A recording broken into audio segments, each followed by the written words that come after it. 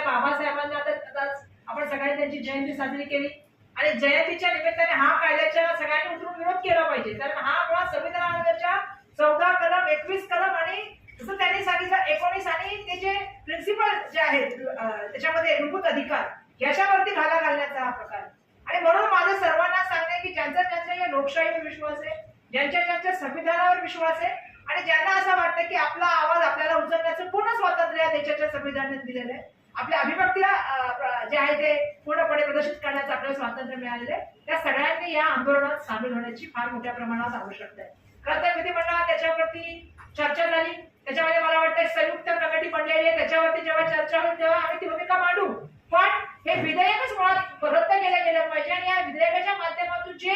पूर्णपणे आवाज दाबण्याचा एक प्रयत्न चाललेला आहे त्या प्रयत्नाला आजच्या त्या ठिकाणी विरोध आहे आणि म्हणून या विरोधकाला रद्द करावं ही मागणी खरं तर आम्ही आजच्या या प्रेस कॉन्फरन्सच्या माध्यमातून आपल्या सगळ्यांसमोर ठेवत आहोत. खरं तर हे आज ठेवण्यामागचं कारण असे की उद्या मंगळवारी 22 तारखेला 3 वाजता जे जिल्हा उपनगराचं जे कलेक्टर कार्यालय, जिल्हाधिकाऱ्यांचं कार्यालय त्या ठिकाणी 3 वाजता उद्या आम्ही सगळे मंडळी आम्ही सपोर्ट एकमेकांचे करून आलेलो आहोत. सगळ्यांचं म्हणणं एकच आहे की या देशाचं संविधान राहिलं पाहिजे, या देशाची लोकशाही राहिली पाहिजे आणि अभिव्यक्तीचं स्वातंत्र्य राहिलं पाहिजे. तुम्ही असे कायदे करणार ज्याच्यामध्ये तुम्हीच कमिटी निर्माण करणार, तुम्हीच शिक्षा सुनावणार, तुम्हीच ठरवणार की हे बरोबर आहे की नाही, कोण अर्बन नक्षलवादी आणि कोण अर्बन नक्षलवादी नाही हे ठरवण्याचा अधिकार तुम्ही स्वतःकडेच घेतलेला आहे. आणि त्यामुळे आम्ही बघतोय आता की ज्या ज्या वेळेला आंदोलन चालली जातात आम्ही सगळे आंदोलनामधली मंडळी आहेत आणि आम्ही आंदोलन करतो त्यावेळी आम्ही बघतोय की ज्या तऱ्हेने केंद्राचा आणि राज्याचा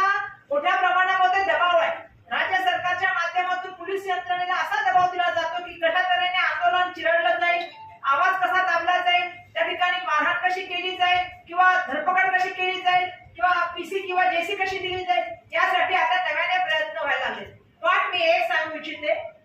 लोकशाहीमध्ये सगळ्यात महत्वाची गोष्ट असते ती जनमानसाच्या असलेला जे काय म्हणतात ना आवाज किंवा आक्रोश किंवा त्यांनी दिलेली लढाई. आणि म्हणून ही लढाई आता आपल्या सगळ्यांना एकत्रपणे द्यावी लागेल. याच्यामध्ये पक्षीय राजकारण बाजूला सोडून द्या, संघटना याच्यामध्ये सामील झालेल्या आहेत, कामगार संघटना याच्यामध्ये सामील झाल्या आहेत. पण माझं यावेळी आव्हान राहील की लोकांनी सुद्धा यामध्ये सामील व्हायला पाहिजे, कारण कोण बरोबर आहे कोण चुकीचं हे ठरवण्याचा आता दुर्दैवाने अधिकार सरकार स्वतःकडेच घेण्याचा निर्णय घेतलेला आहे. जेव्हा की या सगळ्या गोष्टी ज्या आहेत त्या संविधानाला आणि संविधानाच्या बरोबरच लोकशाहीला घातक आहेत आणि त्यामुळे माझं सर्वांना आव्हान आहे की मोठ्या संख्येने आपण उद्याच्या मोर्चामध्ये जे आहे ते 3 वाजता उपनगराच्या जे जिल्हाधिकारी यांचं कार्यालय त्याच्या संबंधी आपल्या सगळ्यांनी यावं आणि मोठ्या संख्येने आपला आवाज मजबूत करावा की जेणेकरून